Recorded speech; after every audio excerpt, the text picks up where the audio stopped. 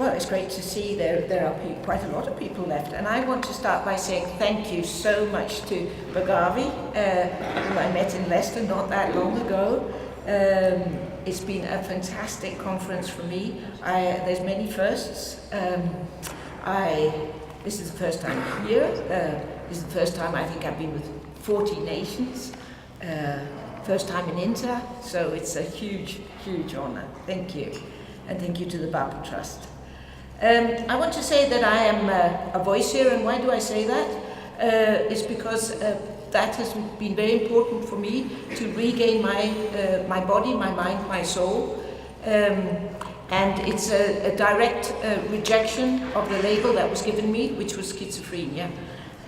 I'm part of a growing group of people. We are found in 33 countries, and I am proud to be part of a tribe that is growing. One of the things that I think that the Hearing Voices offers is there is no model per se. Other than that, it is peer-led. We have actually chosen to work with professionals that are interested in our ideas of that we are not mad, that there is no illness, and that drugs and the psychiatric paradigm of care is well, not helpful. And as we could hear from Bob, it is to put it rather bluntly, a lie. And that's something I think we should all carry with it. It doesn't mean that some people can't find things are helpful within psychiatry, but its ideas of science is flawed. It is not true. Another thing that I often say is I'm a survivor, and I'm a survivor of psychiatry. I'm lucky, many have not survived. I have people whom I have lost.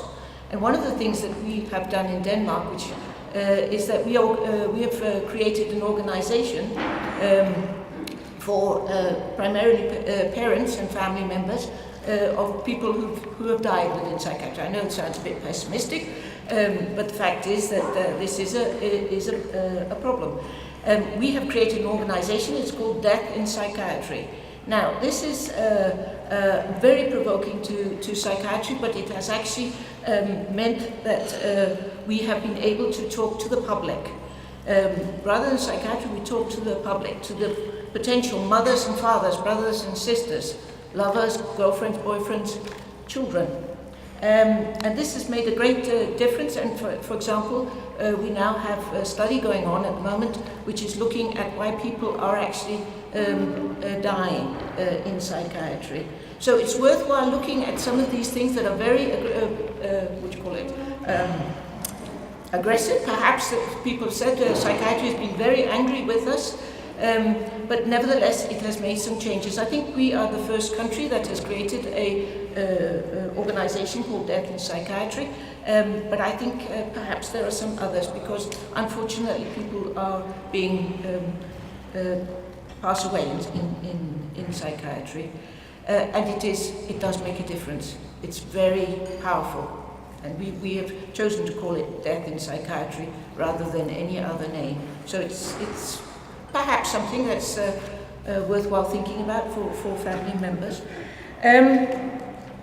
I want to talk a little bit about the Hearing Voices. I am a Hearing Voices or part of it. And one of the things is peer-led, and when we talk about inviting people, professionals, it means that they are allies. We are still us that are the ones that are running it. And one of the things that we work with are two-pronged. It is we create self-help groups. These are free. We find them anywhere. They can be in your living room, on a street corner. People have even held them in parks. It doesn't matter. What we do is that we can meet and talk about an alternative ways of understanding our voices, our visions, the ways of hearing different kinds of messages.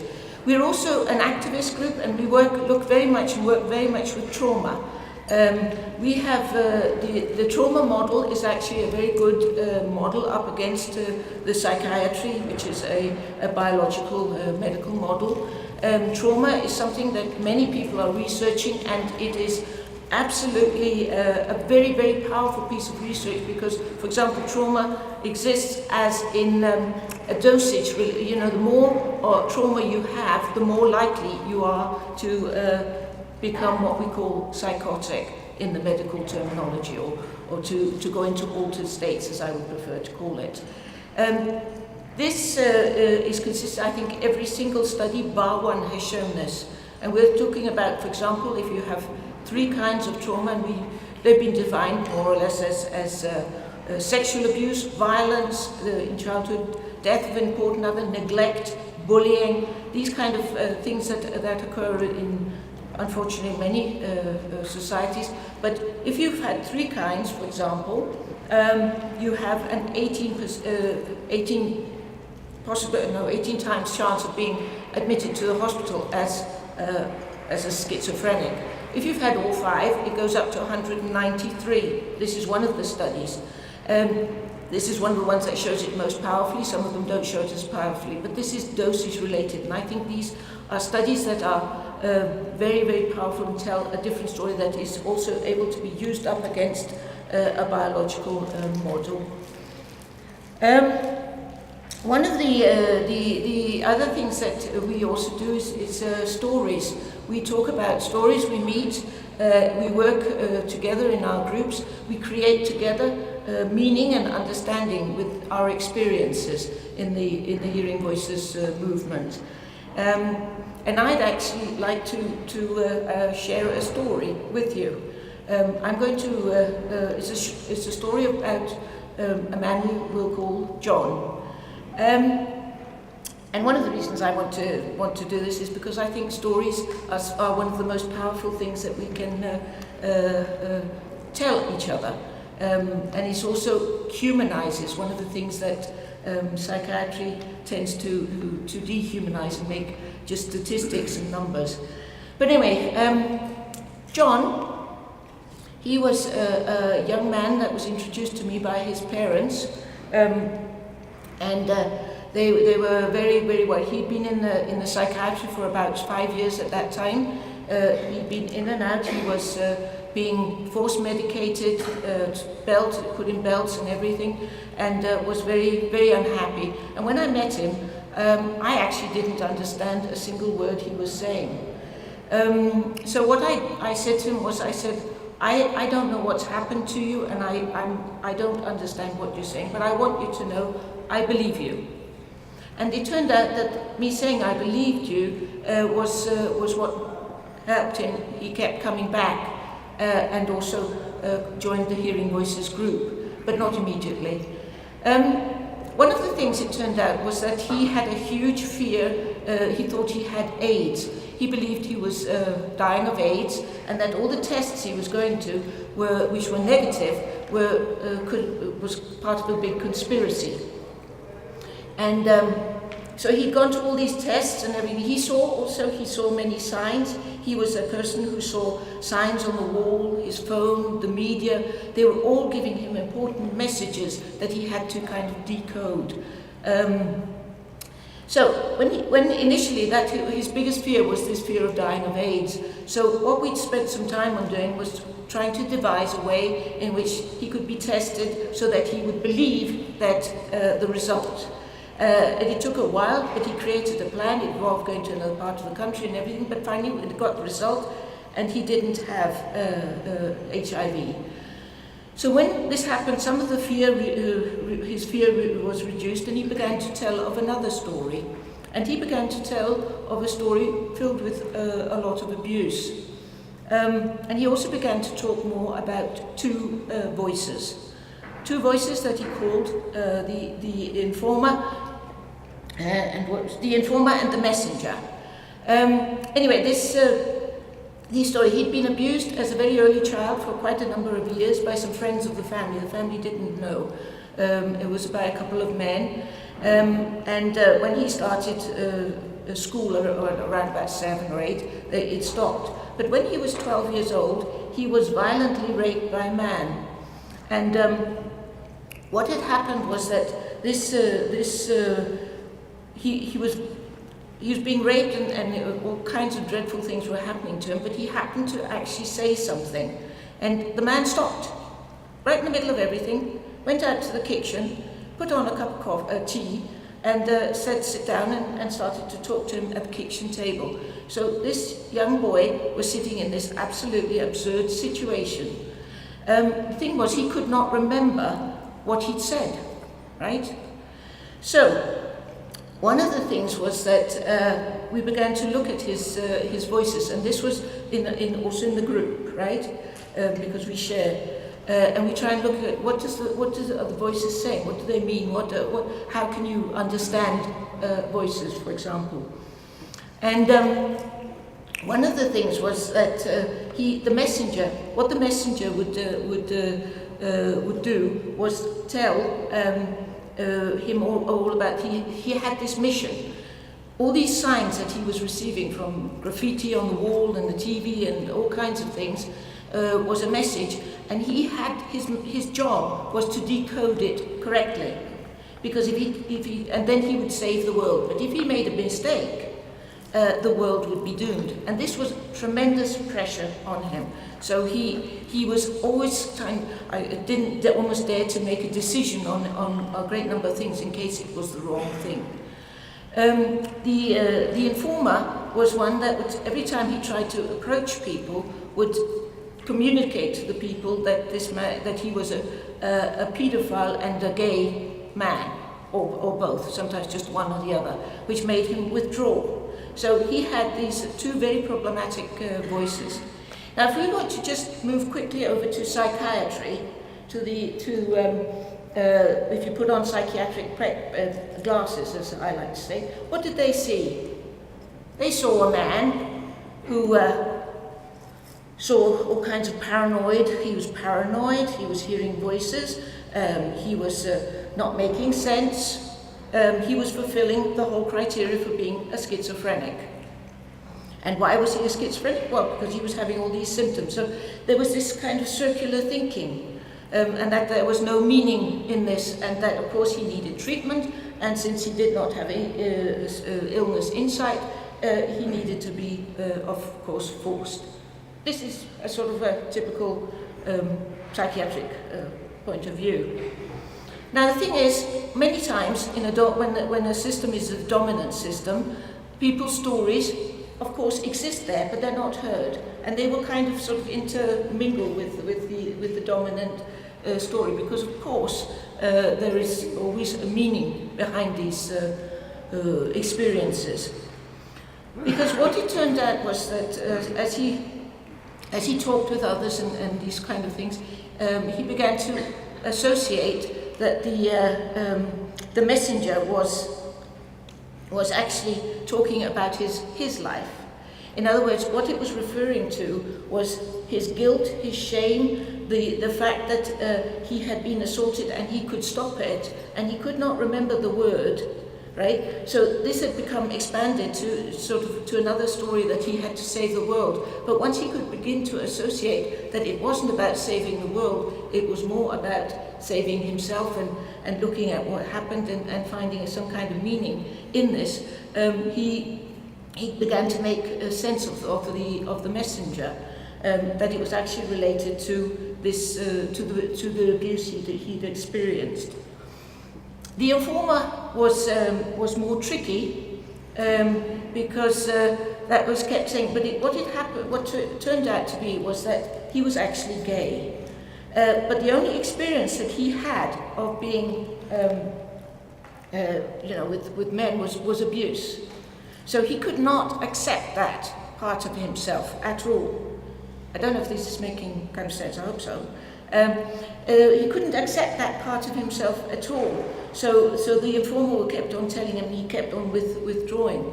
This is where the group was very, very helpful for him, because there was another man in particular who's also having identity problems and who's also himself figuring out if he was gay. And the thing was that many of the discussions, because many of these taboo subjects are difficult to talk about, is that for many many times people are abused by men, and if it's boys that are abused, it can create also an identity crisis, because many times you can mechanically respond. That does not mean that you are either wanting it or are gay or any of these things, but it creates problems if it's not talked about, right? But in this particular case, he was gay, and being able to relate to another man who was also having the same issues was actually was very, very helpful for him in the group. And one of the things that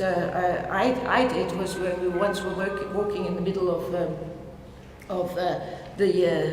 town, was I stood up and I screamed at the top of my voice, because one of the things was very, you could almost not say homosexual, the word, that I screamed at the top of my voice, "I'm a homo!" And what happened was, of course, some people looked, and this sort of thing, but of course the world didn't fall apart, nothing happened, and he looks, and then I remember he started turning around laughing and says, "Olga, you're crazy." Now, one of the other things that I think is also interesting was, if you look at it from psychiatrist's point of view, is that when I first met him, as I said, he was speaking, I couldn't understand what he was saying. And if you look at it from the psychiatric point of view, with this thing that he had, when he'd been admitted in this, he had tried to explain and talk about what was worrying him, what was, his problems, his way of looking at it. But every time he tried to explain it, and he rejected the label of schizophrenia, he would be forcibly treated.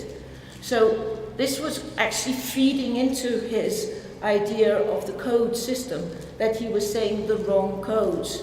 So he actually lost his language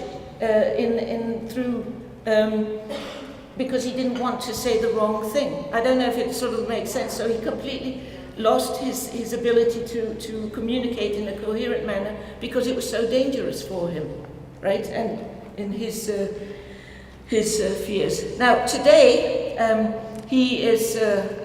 he works. He's completely out of the system. He's got a full-time job. He's living the life he likes. But one of the interesting things, I think, is that he still sees messages on the walls, gets messages through the TV and his phone, and has it. But the difference is, he's not frightened anymore. And as he says, I have a very exciting world. I have this CIA kind of life, and who cares? Why can you not have this? Now, of course, we've all talked in the group, and we do role play, so when he goes to the psychiatrist, he's able to convince the psychiatrist that everything is absolutely okay, and he is, in fact, I believe with him, they've changed his diagnosis. He was one of the few people, So what I'm trying to also say is that we need to keep hold of our diversity, the possibility that there are many, many ways of interpreting things, and that it's okay. And this is something that we can do together. We can do this in the community. We can support each other. We can inform the public. We can inform families. And in this way, try and normalize diversity. I mean, I just like to say, just on a sort of ending note, that for example, in Denmark, many people hear their voices and are hearing it through in a spiritual context, right? Now, that's not normally a very good one with psychiatry, though religion can sometimes be problematic, because we do believe that Jesus walked on water and changed water to wine, and so if you can place it in that context, it can be sort of a bit more difficult. But we tend to say that this is. But one of the things is, and that's through other people, because I find it a huge honor when I'm able to share other people's stories and my own story, and to walk sometimes beside people for a short while. I think this is a privilege beyond belief. And one of the things I've learned is that, for example, in Denmark, we have 23 schools for clairvoyancy, where people are learning to speak with spirits and voices and visions. which is, I think, quite interesting when we have a psychiatry that's doing its level best to remove that. Yeah? You can have also, as I think I said, there was some aliens. There's some people who believe that things have been placed in their bodies and stuff. Now that one in Denmark is dead cert. You say anything with aliens, you're definitely going to go into psychiatry. But nevertheless, in America, every year there's a 5-day congress on aliens and UFOs and things, and they actually have places for people who do feel that they have been somehow inserted chips or other kinds of experiences, out-of-body experiences, or all these, and they help. And in that context, it would be completely normal. So we need to expand our horizons, and yeah. So I was just wanting to share one of the stories and normalize, and let's have madness, let's have diversity, let's, yes, celebrate these kind of things. Thank you.